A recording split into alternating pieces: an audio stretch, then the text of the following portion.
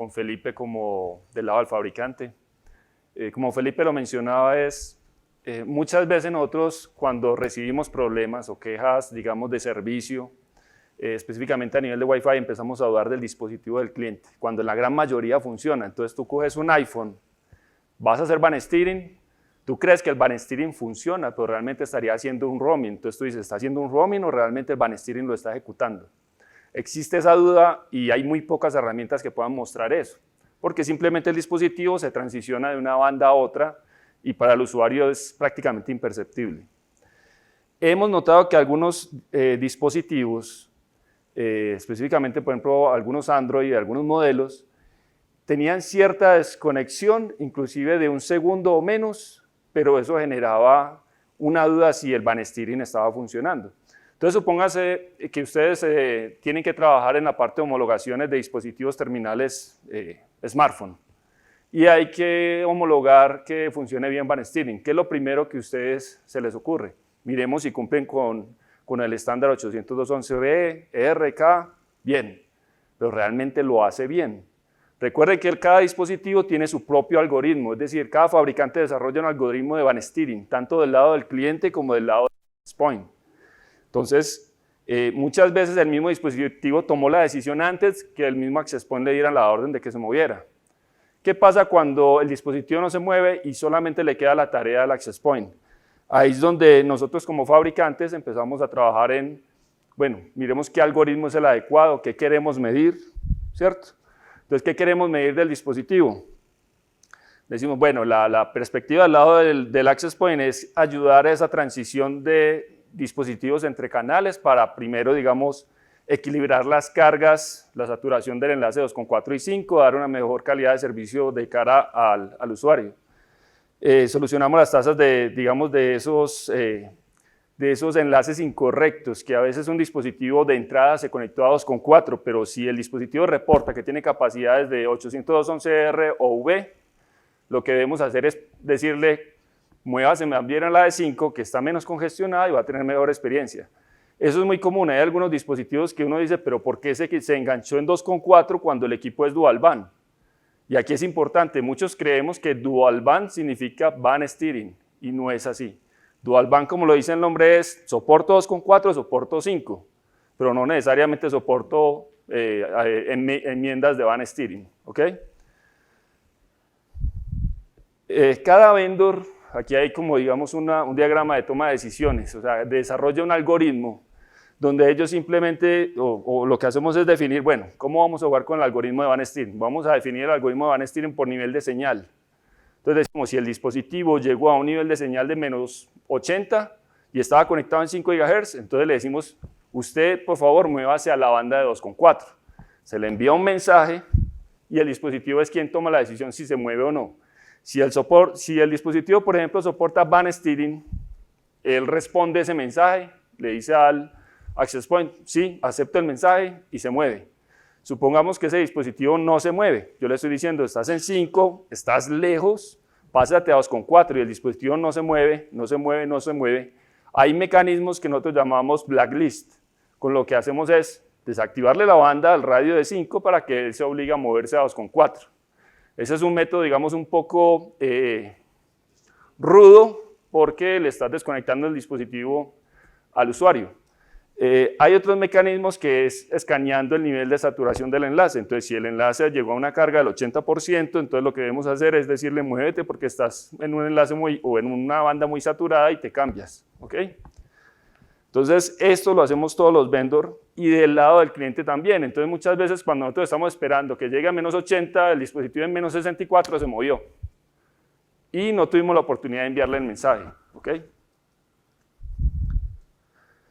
Este es un caso de client steering. Entonces, tenemos un dispositivo que tiene la banda de 2.4 y 5 y empezamos, digamos, el dispositivo asociado en la banda de 5 GHz. Cuando el dispositivo se asocia en la banda de 5 GHz, el cable modem está constantemente, en este caso, digamos que es un access point, está constantemente escaneando y verificando el nivel de saturación y el nivel de señal.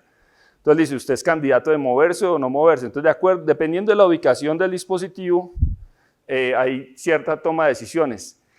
El punto más, digamos, más crítico, digamos, más difícil de tomar la decisión es cuando estás en el punto medio en donde tenés una señal de 5 muy alejada, pero coincide con la señal de 2,4 donde también debes tomar una decisión. Entonces empieza a surgir un evento que es un pimponeo de una banda a la otra. Entonces el dispositivo empieza a saltar de banda a banda y eso ocasiona, digamos, una falta de calidad de servicio para el cliente. Otras opciones es cuando ya tienes App Steering. ¿Cómo cierro esto?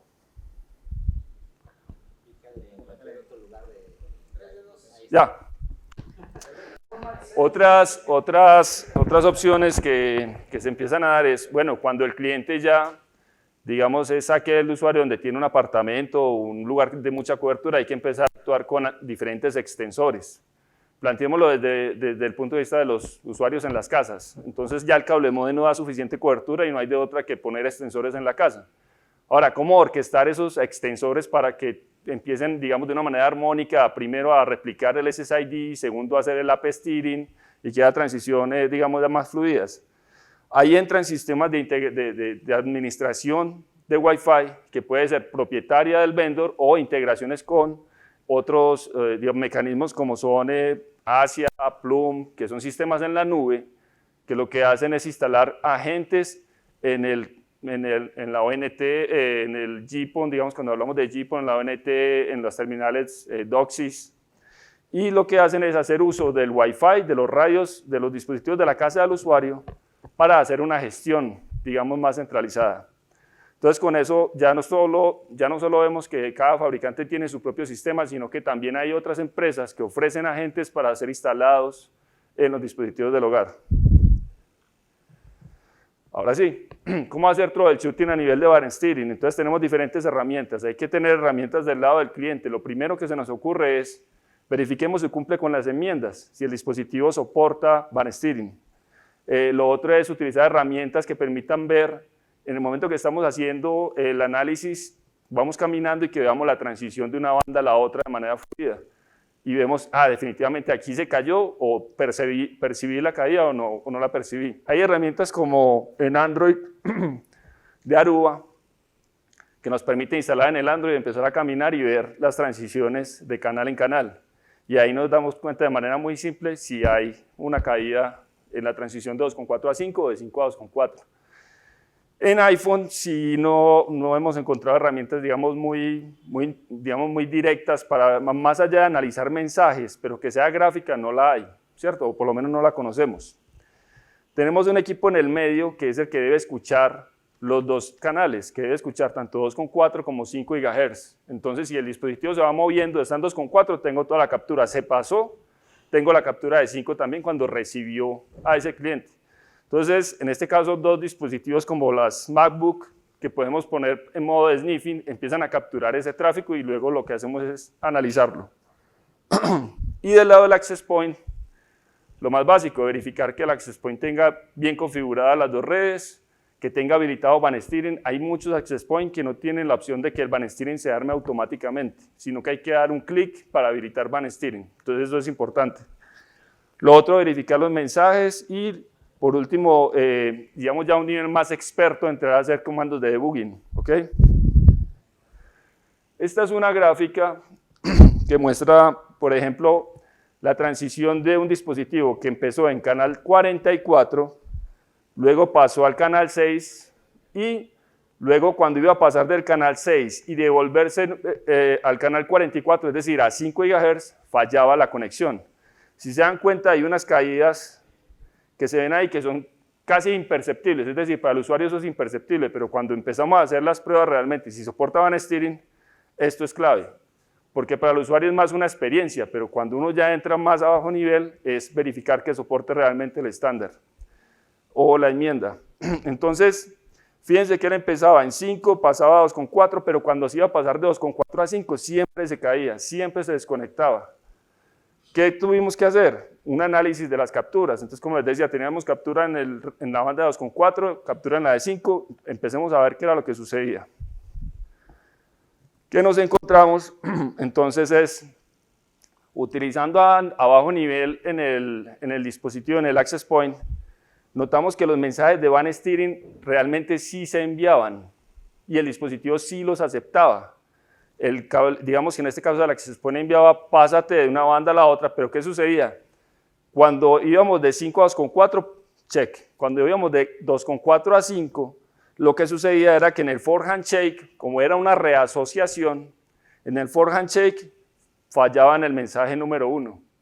Entonces en los 4, en el EAPOL, en el primer mensaje fallaba. ¿Qué pasó? Esto nosotros lo estamos viendo del lado del vendor, pero esto no lo sabía ni siquiera el fabricante de los chipsets. Entonces toda esta información con el equipo de Felipe logramos capturarla y determinar que había algo raro en la comunicación, específicamente en la reasociación, porque era la reasociación de 2,4 hacia 5.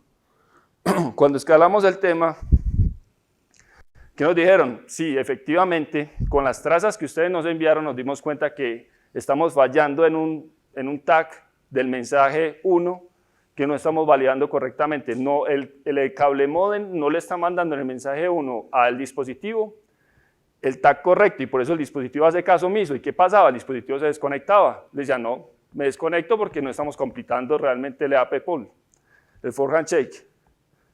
Efecto, esta belleza. Entonces ya lo que tenemos es un Van Steering fluido, donde la percepción de cara, digamos, del servicio al usuario es perfecta. Es decir, probamos, en el set de pruebas tenemos más de 30 dispositivos. Antes veíamos que con el iPhone funcionaba muy bien, con todos, pero los que antes no funcionaban, lo que mencionaba Felipe era que algunos no funcionaban y había que dar la pelea por ellos. Eso lo logramos con esta actualización. Entonces, ¿cuál fue la solución? Un nuevo driver del radio. Algo importante es, todos sabemos que hay un ciclo de calidad que se debe hacer cuando se lanza un nuevo software.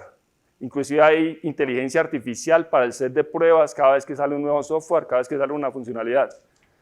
Cosas tan simples como estas, donde lo primero que decimos que es problema del cliente porque él toma la decisión, eso no lo hubiéramos visto si no entramos al detalle, ¿cierto? Entonces, mensaje aquí, no siempre pensar que el dispositivo es el que tiene la culpa. Y eso nos cuesta a nosotros como fabricante entenderlo. Cuando nos llamen, ¿cuántos clientes tenés afectados? ¿Quién te va a llamar en un service provider? ¿Quién te va a llamar y te va a decir, vea, es que estoy viendo que siempre que se pasa, se me cae un segundo? Nadie va a hacer eso. Eso solamente nos damos cuenta cuando hay que homologar, cuando hay que hacer pruebas. Hey, estoy viendo esto raro. Sí, no hay casos, pero eso de cierta manera hacen llamadas a decir, ve, es que no puedo caminar de la habitación 1 a la 2 y siempre se me desconecta. Ese es el síntoma. Entonces, digamos que